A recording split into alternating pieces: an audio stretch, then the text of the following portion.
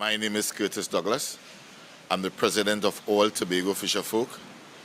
And also with me, I have Mr. Alvin Douglas, who is the president or the manager director of Tobago Marine Safety and Security. Right? And among us is Fisher Folks in Tobago.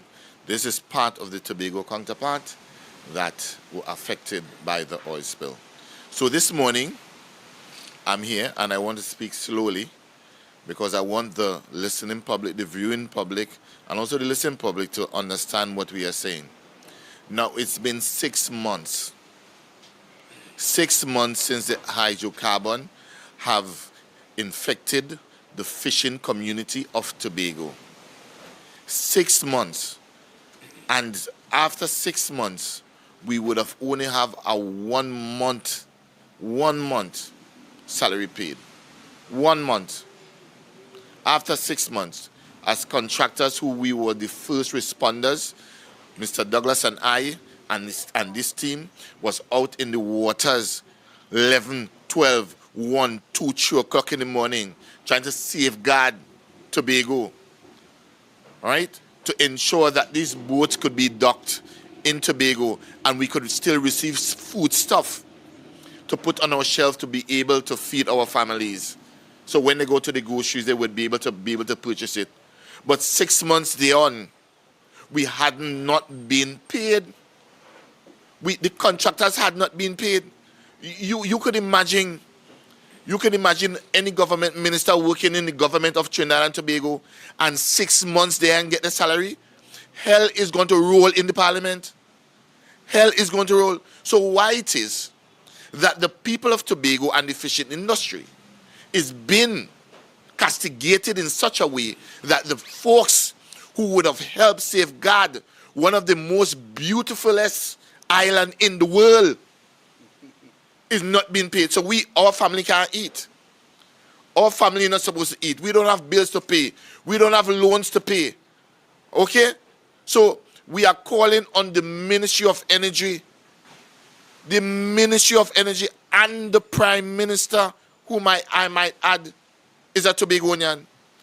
And before I even go further, I could remember when the Prime Minister first took office as the Prime Minister of Trinidad and Tobago, the thing I heard was echoing from the Parliament, and you can check the Hansard. I quote, "I want my kakadab," meaning he wants his money that the government have owed him, and they paid him. So why it is he don't see it's fit to pay the fisher folks and the contractors that were working in this oil spill to safeguard one of the most beautiful islands in the world? Why is that? We in Tobago are saying no to this. No to this. Why it is you want to owe us? Which part in the world this kind of atrocity take place? Come on. That is not good enough, and we are saying no to that. But you know, if it's some form of violence they're looking for, we are civilized in Tobago, and there are no room or place in 2024 for any violent behavior. We believe that the Prime Minister is intelligent enough, the Finance Minister is intelligent enough, Mr. Stuart Young, who is in charge of Ministry of Energy, is intelligent enough to ensure that these people get paid. We get paid. Mind you, I want the listening public to understand and listen to what I'm saying too. The ministry and the workers of the Ministry of Energy who would have worked on the oil spill in the island of Tobago, in the Republic of Trinidad and Tobago, are being paid. The only people who are not being paid in Tobago is the fisher folks and the contractors. Why is that? Why is that? We don't care. I'm going to speak slow. I do not care about any political party. Whether it's red, black, blue, yellow, we don't care about that. Work done must be work paid. And there is no rationale. There is no rationale in the Minister of Finance and the Prime Minister not to pay the fisher folks. We would have sent in an estimate of over $12 to $13 million at 64 days. And up to yet still, no fisher folk have been getting paid. More so, the contractors. Why is that? Could someone in the parliament, whether it may be Kamala, the Prime Minister, Stuart Young, or Mr. Imbert, tell us why it is that Tobago contractors hasn't been paid? We are asking the question, and we are urging those in authority to please abide by the rules that is governed within the umbrage of Trinidad and Tobago, meaning every creed and race shall find an equal place. Together we aspire, together we shall achieve. So let's show some respect and put aside and throw out political warfare. And let's bring in cooperation, love and unity for Tobago and Trinidad.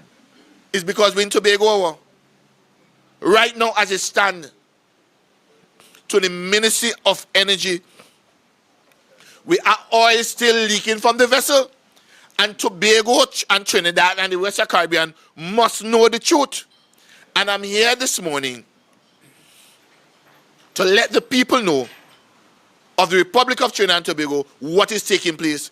Oil is still being leaked from the vessel, but yet still no serious measures is being taken to mitigate or to control. Since this happened, the Ministry of Energy, who is in charge right now, hasn't came out and give a public announcement on what was found in that ship.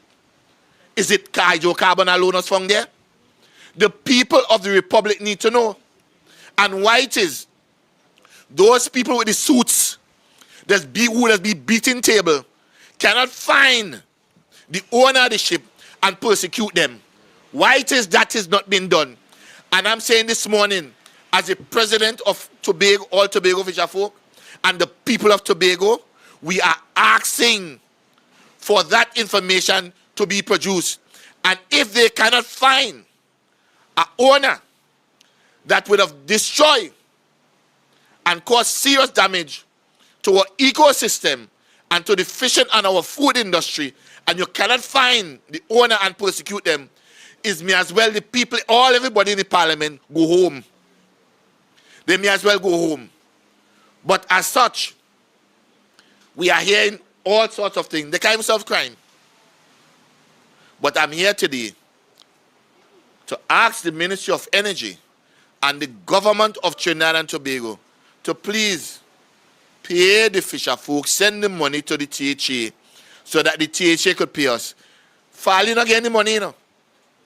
It's the contractors and the people who already done the brilliant job in cleaning up our shores and to make sure it's bearable for the people of Tobago. We are asking for these people, which is us, to be compensated and to be duly paid and be respected. Thank you. Doggy.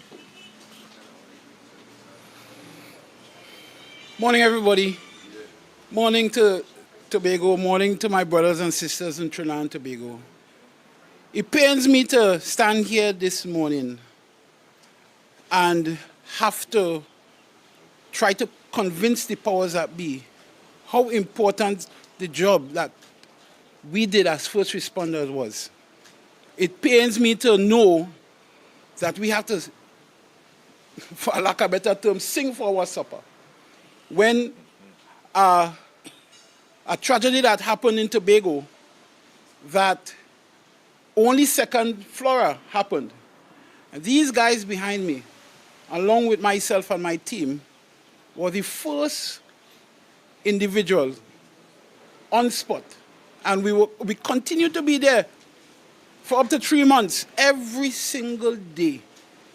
Now, one of the things Mr. Douglas didn't mention is the skill, the conditions of the water at that time of the year, and the impact on our investment as seagoers.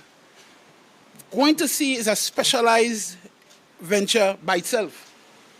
But dealing with that crisis around the month of February where the water on that side of the island is most intense could only be done by people with the local knowledge. No other contractor in the world could have come in and diverted the oil from the coast of Tobago. And for those who know me, they know, other than being in the tourism industry, other than owning a dive center, I wear many hats. I am the Vice President of the Association of Tobago Dive Operators. I'm the Director for Tobago Marine Safety and Security Service. But the constant that I have is the appreciation for our marine environment. Okay? That is the constant I have.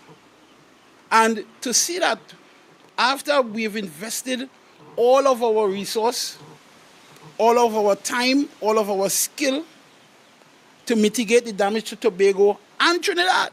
Correct. Because I'm going to tell you, the first night we went out there, we were out there till 3 o'clock in the morning, and there was one mission to prevent the oil from getting into the port because there were cruise ships coming in, there was the ferry coming in, and we were told if the ferry got oil on it, they would not come in. So everybody would have been affected.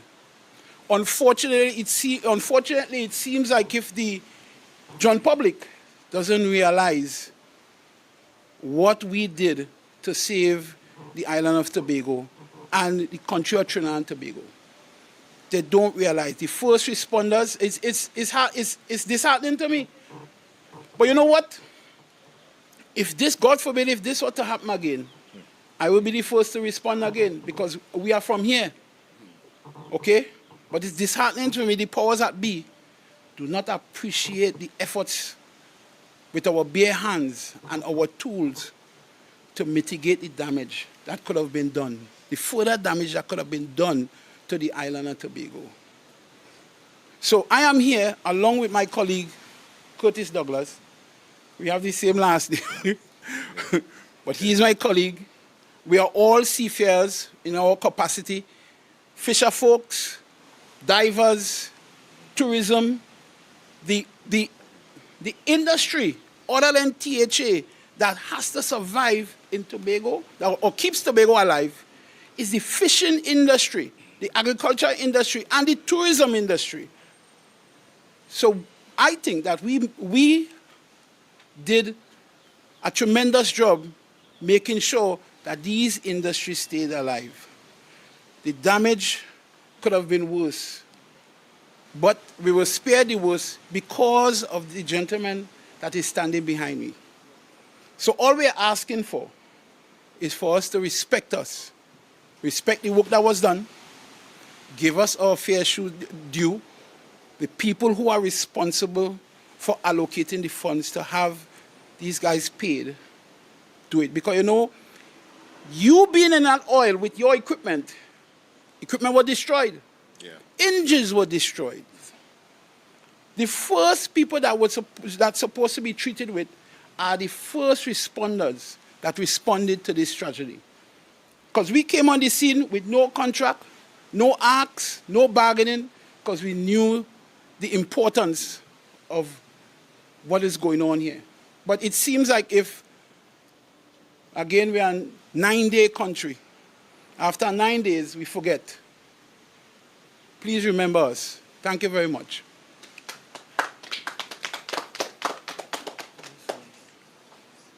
Yes.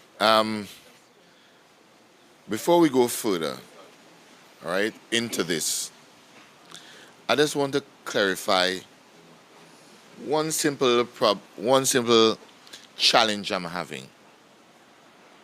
There was a consultation on Monday for fisher folks, right? And I'm hearing some media houses is advertising that during that conference, half of the fisher folk have left. Now, that is something is missing in that whole entire statement. And what is missing from that is the truth. That is not the truth.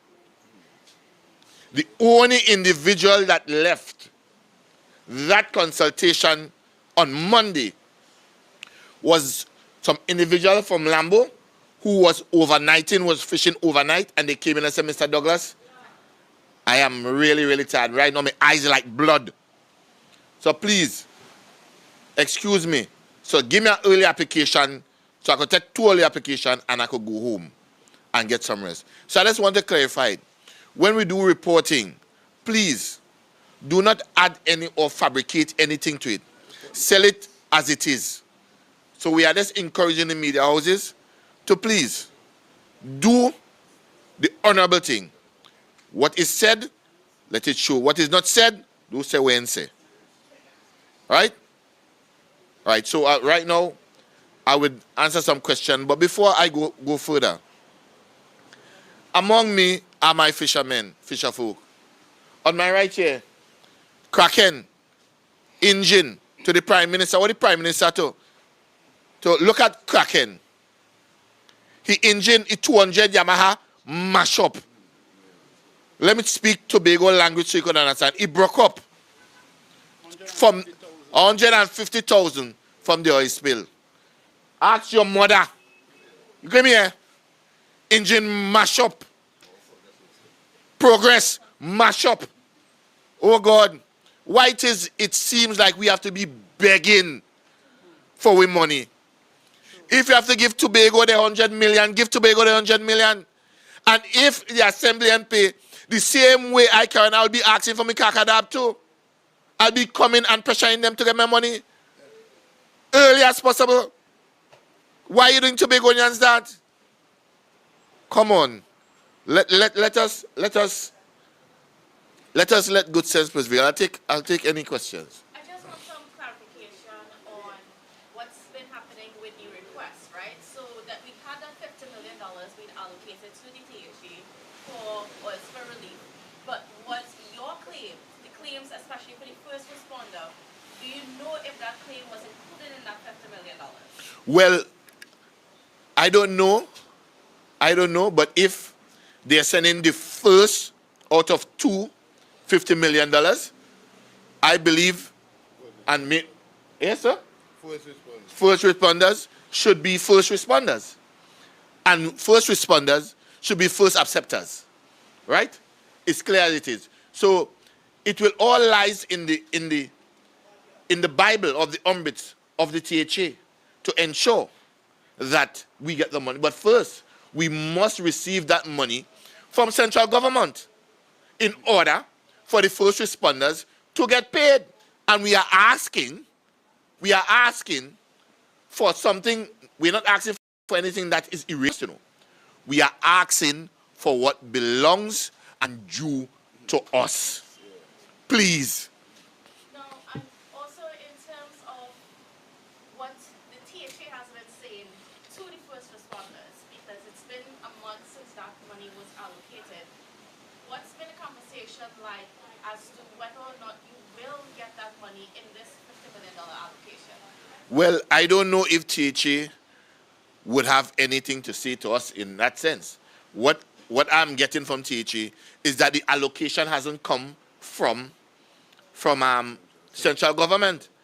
And until they get the money from central government, they will pay us. So as soon as THA get the money from central government, they will pay us. But if they don't get that money, we could never remember to the listening public, if THA was never budgeted or any allocation was given for these type of mitigated or emergency circumstances, where they getting the money from? So they have to depend on central government, which is the central government, which is run by the Prime Minister of Trinidad and Tobago, the Honorable Dr. Dr. Keith Christopher Rowley, and we expect him to do the honorable thing and to pay the people. We're not asking, we're not begging, This is what we deserve. So we are hoping that he do the right thing so that the THA can do the right thing. If it doesn't start good, it would not end up good.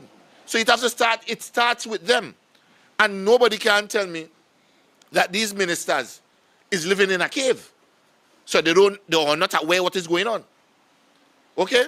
And as I said, as we stand here, we are still facing oil problem. We meeting oil problem outside of Castara now. And we are not speaking without evidence. We are speaking with the proof. We are seeing balls, rum balls of oil when you crush it so it's turn oil into your hand.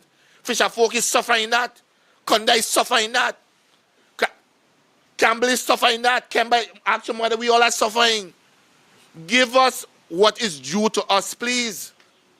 Now, after Monday's consultation, and you had a little time to sort of digest the information that was given to you, what's it feeling like from the fishing community about that whole process? About the applying for the compensation, the submitting the documentation, how are you feeling going forward? Do you think that the committee is really going to help to make sure that the fishermen who lost, of course this is apart from the first responders, that the fishermen who lost will be taken care of?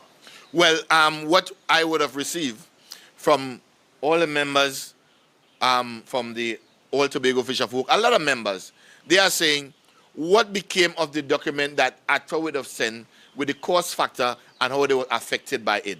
They are saying why it is they're not using that database or use that as a supporting document to help with it, because they are saying it's 6 months, and after 6 months is no.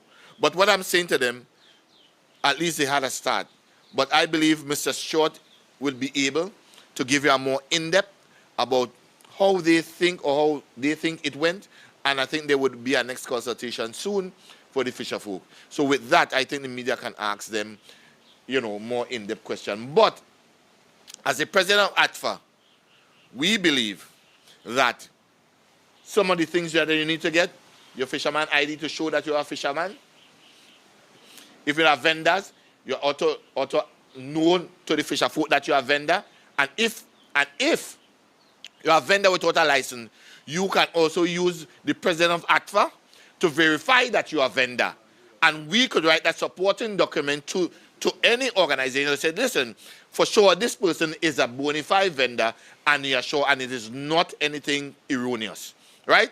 And all those who was affected by it. No, I agree that there is a process, you collect the data, but I also agree that the fisher folk must be paid, and be paid now. Because 6 months without food means death, right? Death and violence.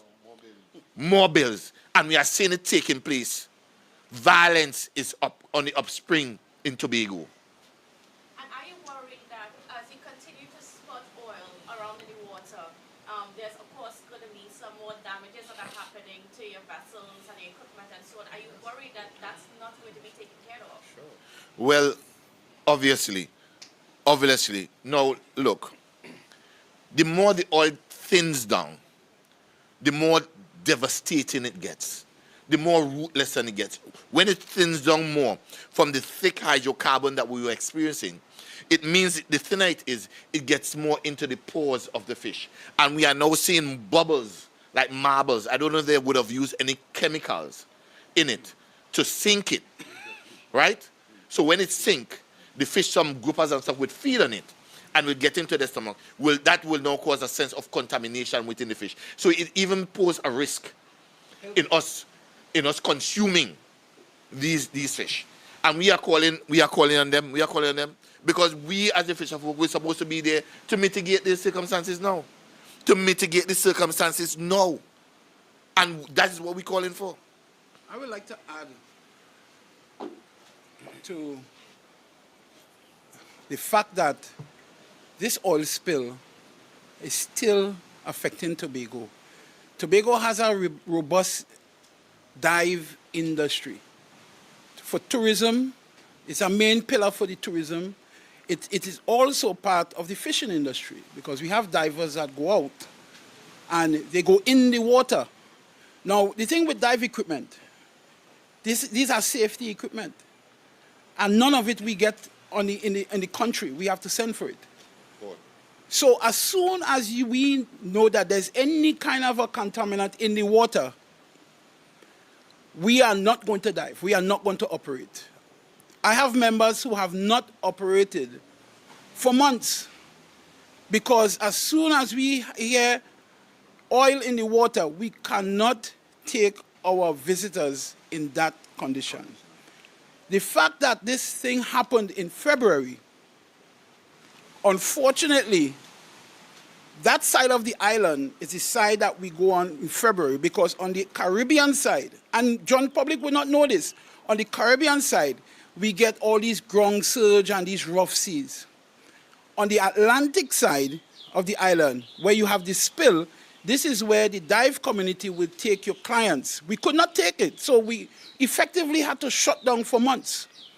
And we haven't opened up because there is still remnants of oil that is flowing from the ship. Okay? Most of our equipment have been destroyed. Yeah. And we need this subvention of funds to replenish. So it is about the marine sector on the whole, the fishing, diving, tourism. Okay? Don't break the backs of the Tobago workers because of politics. I am never involved in politics. I'm always involved in Tobago's environment, the fishing environment, the tourism environment, the largest, the most important industry we have on the island is our marine ecosystem. Could you tell us the quantum in terms of losses to you? All my dive equipment went bad, all. I have 15 sets. Each set would cost upwards of $16,000. They're all gone. I cannot take clients in the water with faulty equipment because the oil tends to degrade the equipment, the O-rings and the seals. So we can't take people in the water. So I was actually looking forward to be able to get on our feet, to get into the season. Because we're coming from a COVID, where the first thing they did is shut down the tourism industry. We are coming from that, so Tobago is being hit. I mean, you might as well a storm pass over Tobago. But Tobago's industry has been hit hard. The largest industry on the island, which is the fishing, the marine industry, the tourism industry. So we are asking for people to get serious, show some consideration, and expedite the payments.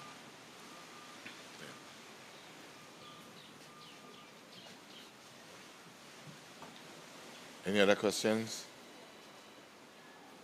You sure? We just wanted to touch a bit, one more thing before we go, on the crime issue. We are saying no to the crime industry in Tobago. And we are calling on the government, make no mistake, if the government should collaborate with the public. I hear Mr. Rowley say when he came in power, public partnership. If they have collaborated public partnership, I'm telling you, make no mistake, within Tobago, within a year to 6 months, this gun issue and high power issue will be no more. But when you exclude the people who knows and is scared, what you expect? Not for it to continue? I make no apologies. This thing where people is being murdered in Tobago can be solved within 6 months to a year. The first 6 months, a man got afraid to pelt a big stone. I cannot say the same for Trinidad. But as for the diaspora in Tobago, which we are close-knit and well-known to each other, I am saying to you, as the fisher folks are saying to the opposition, to the ruling government, and if they should understand the first thing about criminals, there is no war against crime. No one wins a war. There is the elimination of crime. Okay? It don't take a rocket scientist to know that. The little child in the school know within 6 months, with the right organization, the right people, and the right community put together, work together with the police. This thing with gun when man running in man's house Unheard of in Tobago. is unheard of and would be gone. But you know what? There is too much of politics in it. Take out the politics and put the people who knows about what is going on and treat with it. And they should use Tobago as a pilot project to extend to Trinidad. And I'm saying with no apologies from the people of Tobago, within 6 months, this rubbish could be gone. Where man running in and killing people and all them rubbish. Look, everybody know. If you want to catch a criminal, don't go for the police. Go down for the criminal. I don't know if any other watch Blue Eyes with Martin Lawrence. Impersonator officer. Handle criminal easy. Just take all of these communities and just get the key people. And I'm telling you, within 6 months it's done. Come, doggy. Most of you guys will not remember, but before the 1990 insurrection, the police officer would be in short pants. They would have a red ink and a blue ink pen. They would have a folder in their hand, and they'll be walking in each business, okay? Because they were part of the community. Correct. After that period, everybody got specialized. All the police vehicles are all tinted. There's no police in the community. The police is part of our community. They come from us. They need to go back to the community, because you cannot solve crime if you separate yourself from the community. I'm not saying for you to go back into short pants, but the idea of you going into the community, going back into the stores, going into the home. How are you doing, sir, Mr. Jane? How are you doing? Going to the parlors. This is where you get the information. True. That has been lost. True. Since 1990 to now. That has been lost. And the police forces, in fact, I would say all the security forces has separated themselves from the community. Correct. And that is one of the main reasons why you have the proliferation of crime that is escalating day by day. Correct. I don't believe that the police is a problem because they are a response to crime. But crime is also a social, economical issue. And all have to be treated with in tandem. It doesn't make sense to give the police 100 vehicles when you don't make sure that the people who are suffering in our country are not treated with. The social network has too much holes. People are falling through. Yeah. The educational network has too much holes. There are people in fifth form. I train people from fifth formers, sixth formers, and they cannot read a book that is designed for an 8-year-old. So they are falling through that they're not being captured. They're not being treated with. Something has to change. The prison system, we are breeding prisoners. I will tell you, if you arrest me today on a charge and you have me in a prison for 10 and 15 years without knowing if I'm guilty or not, you've grown a criminal. I will be a void from society because I didn't get my due justice. It is taking too long. It is inefficient. And people are not speaking out because, again, it becomes political. This is not political anymore. People are going in houses and raping and killing and shooting people. Where is that coming from? The system is broken and we need to deal with it. Okay? Right. And, you know, and to add to that, when you walk the streets of London, you ain't see no police with no gun, you know. You know why is that? They have a little thing on the side of the caller radio. When they say he has a gun, trust me, you will see the entire area quarantine and that person will be apprehended. I'm saying 6 months, no gun in Tobago. But you would also need a collaborative effort. The first thing you have to do is kickstart the Coast Guard. Because a man could leave Venezuela and walk from Venezuela with a caucus bag of gun and walk straight into Tobago. So how we expect the hell them not to get the gun? That you have to stop first. And then give an amnesty to give them 2 weeks to bring in the gun. And if not, if the opposition opposed to it, them should go in jail too. Have a nice day. You want to ask any of these gentlemen any questions? Don't know. Liz? Yeah. Well, Kraken? Kraken. All right. Come in. No, that's the boat name. Kraken, yeah. My name is Javon Boucher.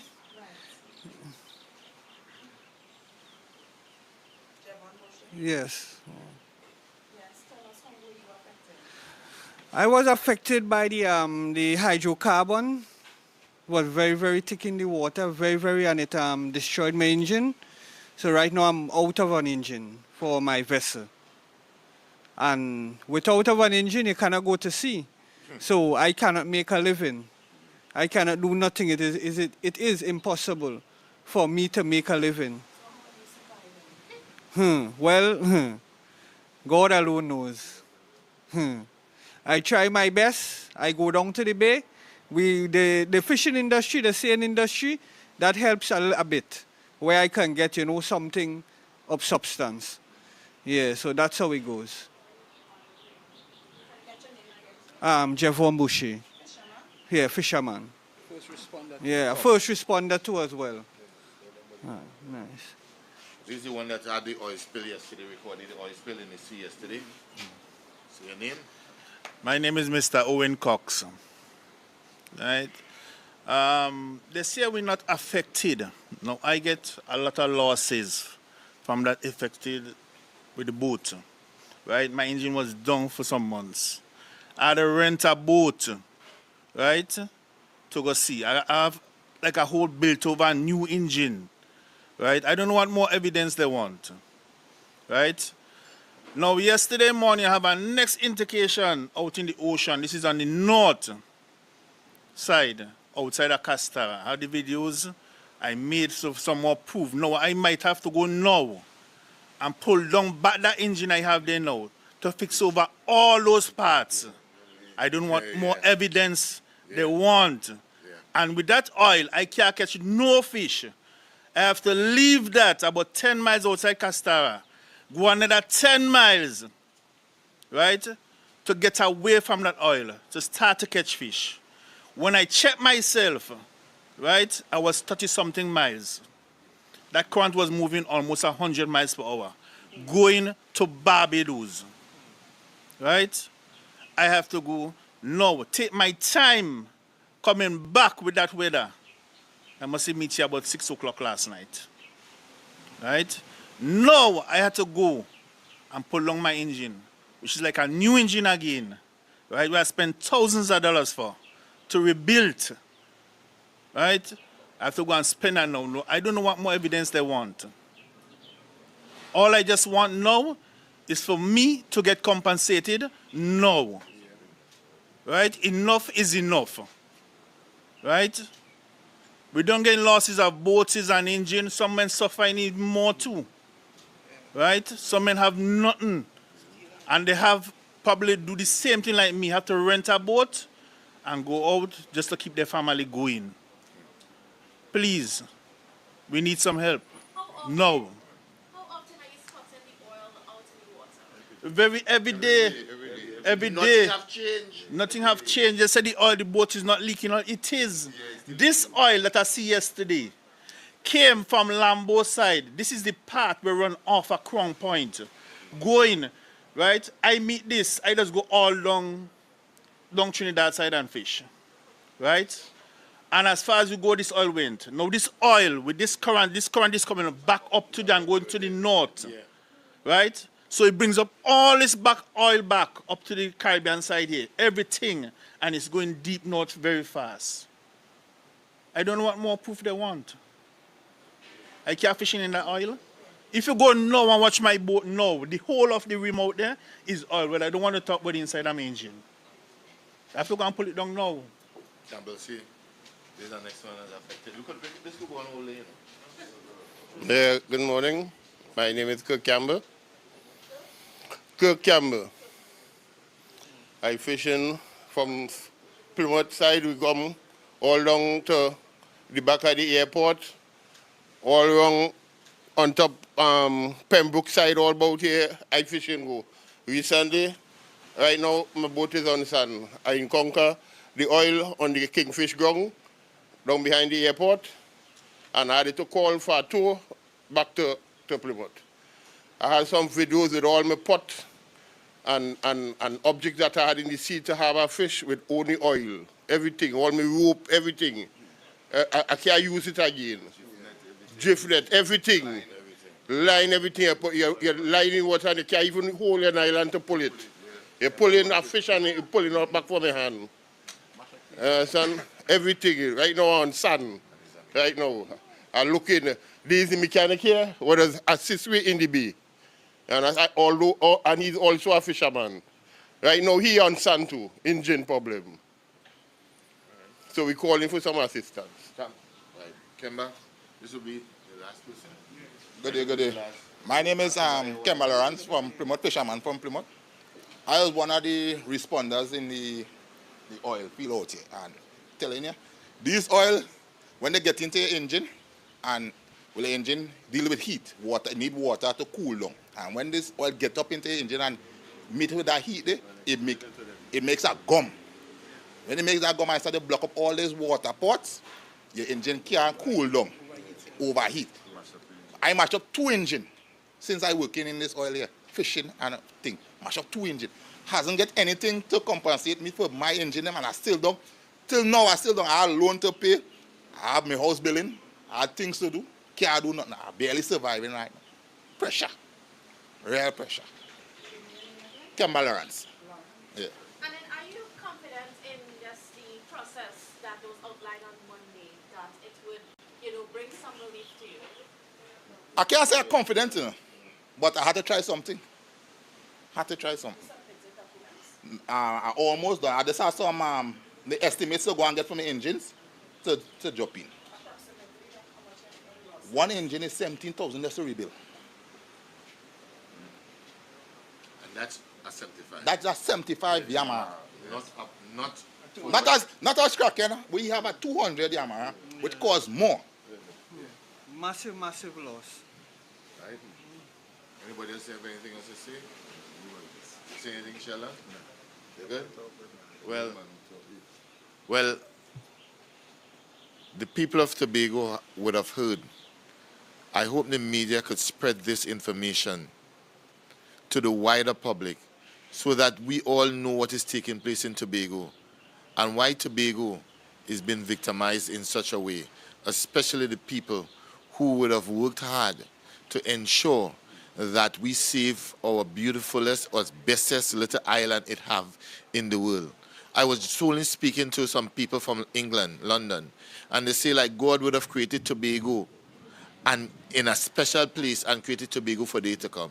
So please, to the Ministry of Energy, to the government of Trinidad and Tobago, please pay the fisher folk and pay the contractors their money so they could feed their families.